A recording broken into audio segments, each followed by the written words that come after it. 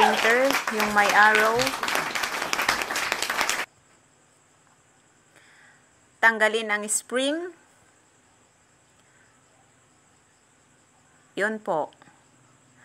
I-check ang spring kung hindi putol o maayos pa.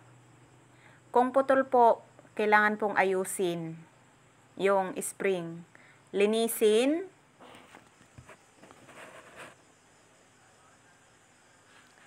At pagkatapos, ibalik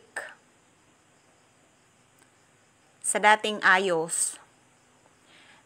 Ganon lang po kasimple ang mag-repair ng paper jam. Pag yung printer po ay L120 o yung nangangain ng bond paper o nangangagat ng bond paper.